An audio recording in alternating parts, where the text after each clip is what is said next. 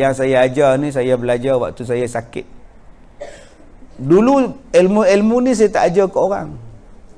Saya ni kategori jahat kat seorang ilmu. Nah, ilmu-ilmu ni saya pakai seorang-seorang. Untuk saya ya. Kalau orang minta tolong ke apa kan saya buat. Lepas tu, tahun lepas 2018 bulan 4 PA saya mati. PA saya ni kerja dengan saya 22 tahun. Dia mati 9 bulan 4. Kemudian 9 bulan 3, minta maaf. April, March. Bulan April, 10 hari bulan April, pembantu saya seorang lagi pula mati. 28 tahun kerja dengan saya. Balik pada naik kapal, mati sakit jantung. PA saya pun mati sakit jantung. 93. PA saya seorang lagi pula mati pun sakit jantung. 10.4. Saya duk fikir 11.5 saya pula. Kena? 93 PA 1. 10.4 PA 2. 11.5 kepala PA. Saya dah takut tuan-tuan. Sebab saya pun sakit jantung tak? Sejak tu saya azam. Saya nak bagi ilmu-ilmu ni supaya tak hilang kalau saya mati. Tengok-tengok bela tak mati. Rezeki tuan-tuan. Rezeki. Ini yang saya buat. Saya tengah ceramah tadi, ada mesej masuk. Kenapa mesej? Sebab ada satu makcik ni, dia kena kanser. Dan sekarang ada dekat hospital Ampang. Doktor masukkan balik darah putih dalam belakang dia. Doktor masukkan balik darah putih dia, transplant dengan stem cell. Sebab dia punya kanser dah habis. Kanser otak dia, kanser payudara dia habis. Serentak. Payudara pun kanser, otak pun kanser. Tahap 4. Dia jumpa saya bulan 8 tahun lepas. Doktor nak potong dia punya payudara, nak operate kepala. Saya dengar pun takut. Kepala nak potong, ini pun nak potong. Saya kata, Kak, boleh tak minta bincang dengan doktor, tangguh Ustaz? Saya nak pergi umrah, saya nak buat di Mekah. Akak tak mampu nak ikut saya, akak buat kat Malaysia. Tuan-tuan, bulan lepas dia telefon, doktor sahkan, sini dia tak ada, sini pun tak ada. Dan sekarang dia pergi ke Ampang untuk masukkan balik darah putih dia. Dan dia telah bebas daripada kanser. Jadi, saya cakap, apa yang saya amalkan. Ada satu orang dalam soal jawab dalam TV, pukul pagi-pagi 6.30. Dia kata, Ustaz Kazim kata, rawatan kanser ialah surah Al-Fil. Ustaz tu cakap, tak betul tu, bukan surah Al-Fil. Saya jawab, aku suka saya dah baca surah apa? Al-Quran ini ialah ubat. Huwa syifa'ul lima fis sudur. Al-Quran ini adalah ubat yang ada dalam hati kamu, dalam dada kamu, dalam badan kamu. Jadi, mana-mana orang yang ikut saya, kalau dia ada kanser, kalau dia mampu, saya bawa dia pergi umrah. Saya nak setiap kali tawaf, dia baca Al-Fil. Sa'i Al-Fil. Bukan Al-Fil, bukan. Alam Tarokai lah. Sampai habis. 1000 kali. 1000 kali. Sepanjang di Mekah. Itu yang pertama. Kalau tak mampu pergi di Mekah, baca di rumah. Bagi akak-akak, abang-abang yang ada kanser. Habiskan 1000 kali. Seminggu lah. Janji habis. Tarmihim bihijaratin min sijil. Masa tuan-tuan sebut tarmihim bihijaratin min sijil, niat dalam hati, ya Allah, kebakarlah sel-sel kanser yang ada dalam badan aku. Bukankah ayat tu Allah Ta'ala gambarkan burung ababil, dia bakar batu. Batu tu membakar tentera Abraha. Faja'alahum ka'asfin ma'kul. Yang kedua, setiap makan dan minum yang tuan-tuan nak makan, kumpulkan untuk seminggu. Beras, gula, Ada setengah kata gula tak boleh makan orang kanser ni. Tak apalah, kita tolak tepi lah. Okey. Beras, tepung ke, buah-buahan ke, jus Belanda ke, durian Belanda ke. Tuan-tuan bacakan pada buah-buahan, makan-makanan tadi surah Ar-Ra'du sampai habis. Surah Ar-Ra'du, juzuk 13. Kemudian tiap-tiap kali tuan-tuan rasa sakit, kanser ni sakit ustaz, tuan-tuan sebut Ya Latif, Ya Latif, Ya Latif. Zikir dia.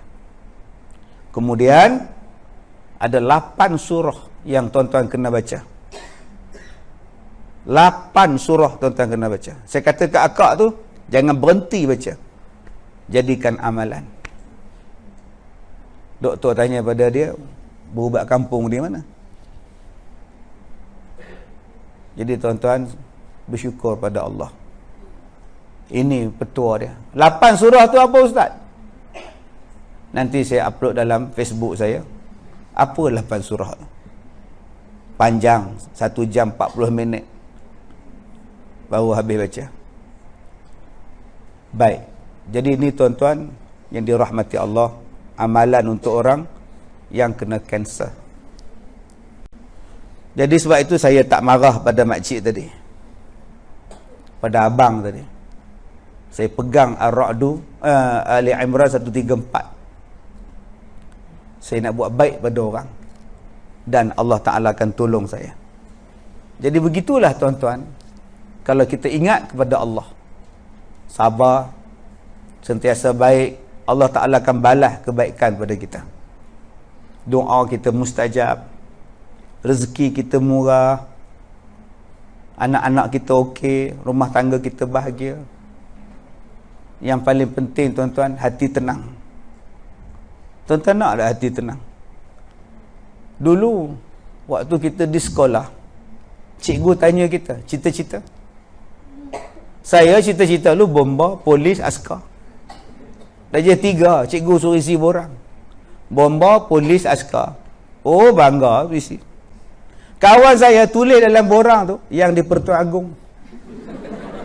Cikgu tu punya gelak tuan-tuan. Lepas saya besar baru saya faham kenapa cikgu tu gelak dekat kawan saya tu.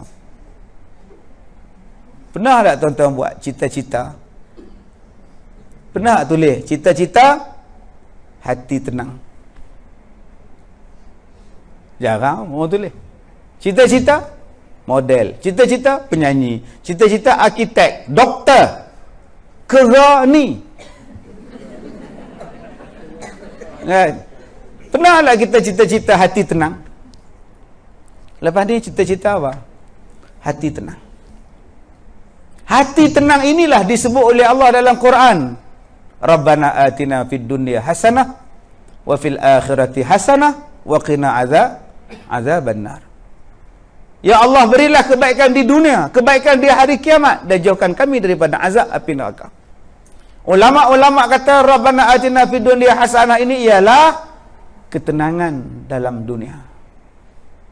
Nak rasa tenang dalam dunia, taat pada Allah, jangan buat maksiat. Tenanglah hidup kita. Hidup kita takkan tenang kalau dosa kita buat. Baca, tengok berita. Kementerian Kesihatan melaporkan peningkatan kes HIV AIDS di negara ini sejak 4 bulan terawal tahun ini. Kebanyakannya berpunca daripada penyalahgunaan dadah. Kalau tuan-tuan tak isap dadah, tuan-tuan rasa apa? Tak rasa apa. Aku kan isap dadah.